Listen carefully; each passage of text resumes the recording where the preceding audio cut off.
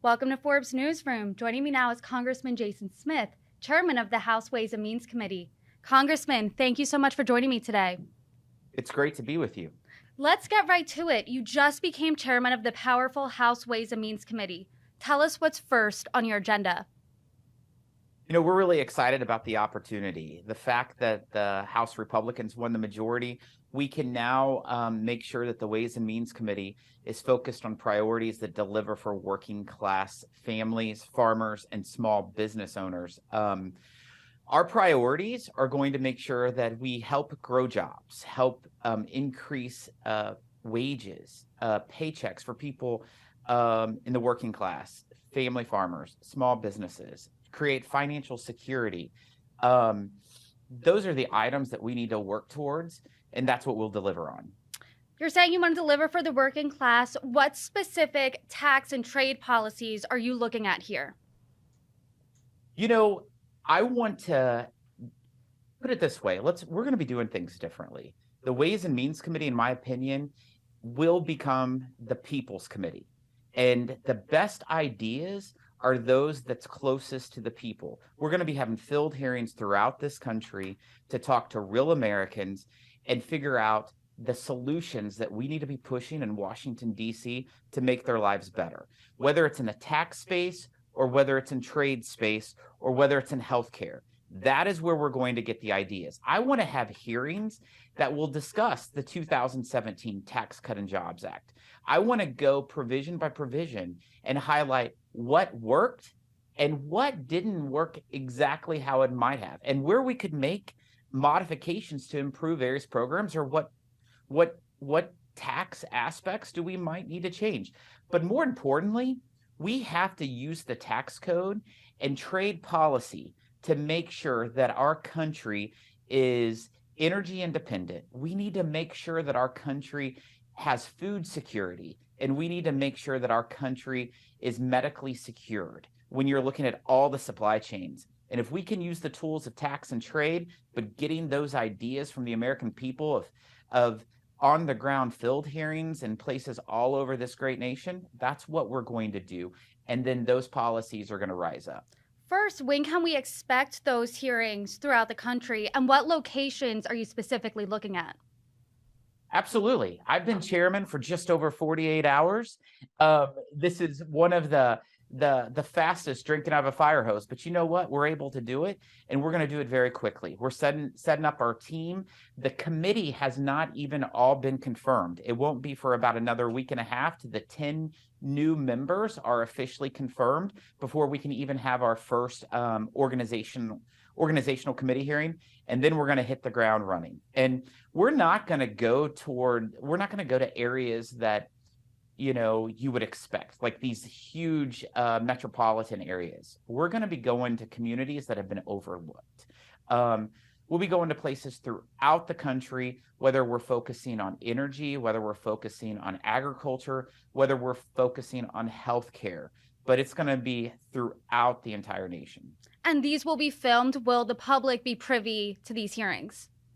Absolutely. We want to have the most transparent government because this is for the people. We will be the People's Committee that will deliver for the strongest economy in another generation. And you mentioned the Tax Cuts and Jobs Act. What provisions of that act back in 2017 worked off the top of your head, and what do you think would need to be changed? Well, the Tax Cut and Jobs Act, without a doubt, led to the best economy in a generation, the lowest unemployment in 50 years, the highest gain in individuals' wages. A lot of provisions worked, and those are the provisions that we need the American people to be on record of supporting, or what provisions they think are not working. And they need to be the provisions that deliver for working class families and small businesses and farmers. That is where our priority is. Our values have not changed as a party. Our priorities have, though.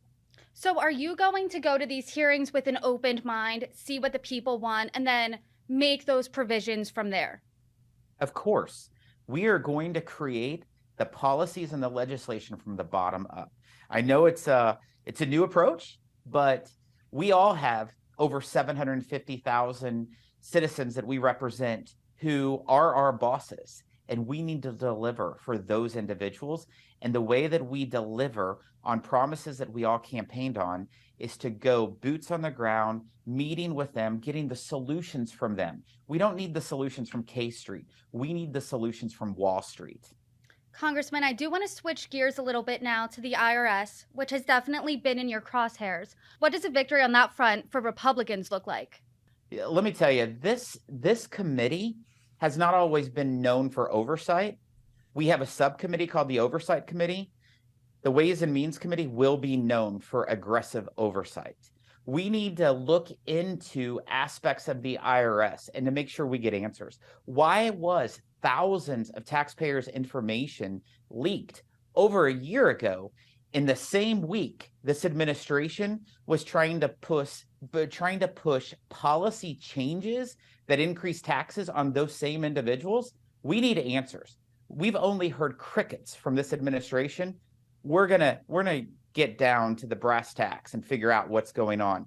We're setting up a whistleblower hotline so that any IRS employee can let us know of items that just don't smell right at the IRS, so that we can hold the IRS accountable to the American people.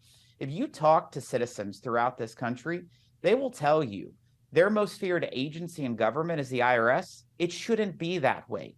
We need to hold the IRS accountable that they are working and delivering for the American people, not targeting them and not scaring them to death. And that is going to be a focus of our committee as well. How would you make the IRS less feared by the American people specifically? One way is to defund $80 billion and get rid of 87,000 IRS agents, which was the first piece of legislation that we took off the House floor. That was an initial campaign promise. We delivered on it, and we're going to continue to hold the IRS accountable. We need to make sure that the IRS is more viewed as an agency that helps the American people instead of one that targets them. House Republicans, as you said, voted this week to cut nearly all of the $80 billion IRS funding increase Congress approved back in 2022. As you said, that was a campaign promise. But the nonpartisan Congressional Budget Office said that this bill would increase the deficit by $114 billion. What's your response? Yeah, Brittany, only in Washington, D.C., whenever you cut $80 billion that was appropriated 4 months ago, can you come up with a number that it's going to cost over $100 billion? Any American knows that the $80 billion increase to the IRS was passed last fall, just 4 to 5 months ago. And we are trying to reverse it. And then you have the congressional, quote, budget scorekeeper saying it's going to cost over $100 billion. That's Washington speak. That's Washington numbers. It's not real. And it's ludicrous for anyone to think that there's any realistic aspect to that score. The CBO also estimated back in 2022 that the Inflation Reduction Act would have a, quote, negligible effect on inflation and could potentially nudge it upward. So was the office wrong then too? The Inflation Reduction Act does nothing for inflation. You cannot spend your way out of inflation. To pass a $745 billion piece of legislation saying that it's going to solve inflation, let's be serious about it, Brittany. That legislation was clearly about giving political gifts to all of the wealthy environmentalists that fund the Democrat Party. You look into the aspects of that. The Green New Deal items that was pushed through that made up the majority of it, it was nothing about reducing inflation. I'll tell you what Americans care about are the prices at the supermarket. They don't care about the prices at the stock market. The Inflation Reduction Act, the only thing it did was increase the stock prices for anyone who has some kind of green energy company. And that's what the Washington Democrats delivered. They did nothing about reducing inflation. In fact, we're still at a 40-year high months later. I do want to touch on the Inflation Reduction Act. It had provisions regarding prescription drug price reform. Would these be provisions that you would vote to repeal? We're very concerned about any kind of aspect of legislation that reduces the opportunity for us to get cures. Americans want cures for cancer. Americans want cures for all kinds of diseases that they're battling. We should never pass legislation that makes it more difficult to have cures for anything. And in fact, the provisions within the Inflation Reduction Act does that exact same item. It makes it harder for cures. You had numerous individuals that say that that's in fact what it did. What we need to do about healthcare, we need to promote innovation. We need to Uberize the healthcare system so it lowers the cost and increases cures. That should be the driving force in all policy that we push through Congress. So to promote innovation, would you repeal those provisions?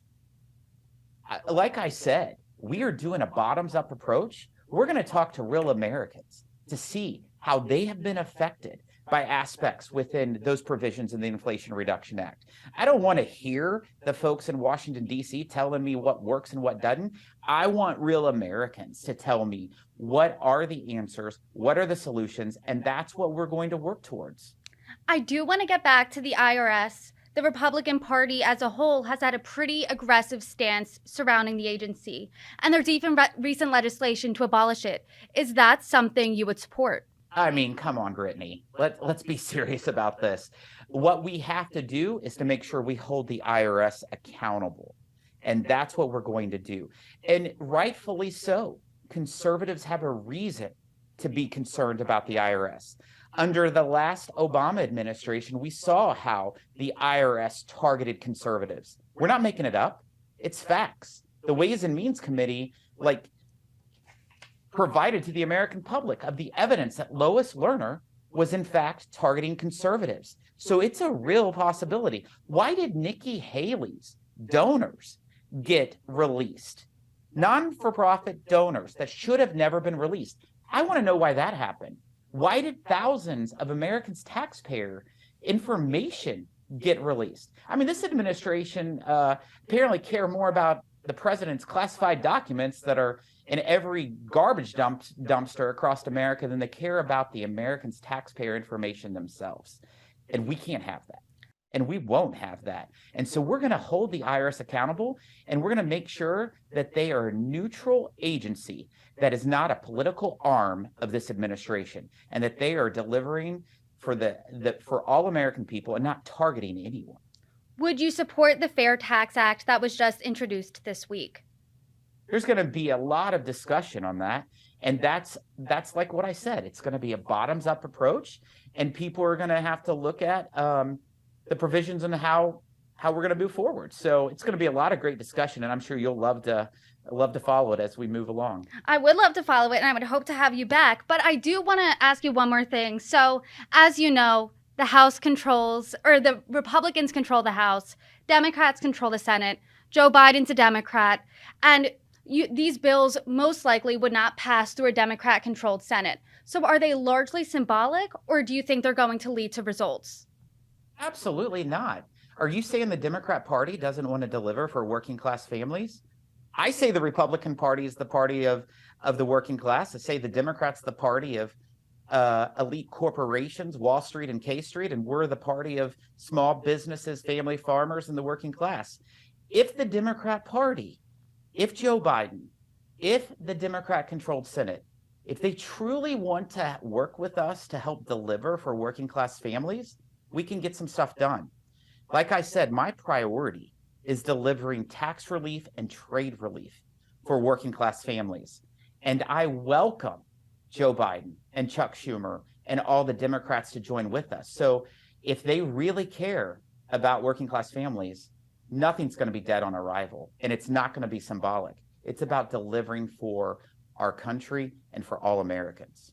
Americans largely will be happy to hear you say you want to work with Democrats. You just said that with Chuck Schumer, President Biden, and a poll just released, CBS YouGov poll, says that 70% of Americans want House Republicans to prioritize working with President Biden and Democrats. So where can you see policy overlap? What I said, delivering for working class Americans. The Democrats say that they support working class Americans. Republicans are the party of working class Americans. On tax relief for people who are living paycheck to paycheck. Trade policies to make sure that our farmers and small businesses are taken care of. We're protecting the American worker. Those are items I think that we can all get behind with. I will work with anyone as long as it is moving the ball forward for delivering for working class families, farmers, and small businesses. I hope that Joe Biden and Chuck Schumer will want to work with us because we got to deliver for the American people. Americans are sick of gridlock. They're sick of partisanships.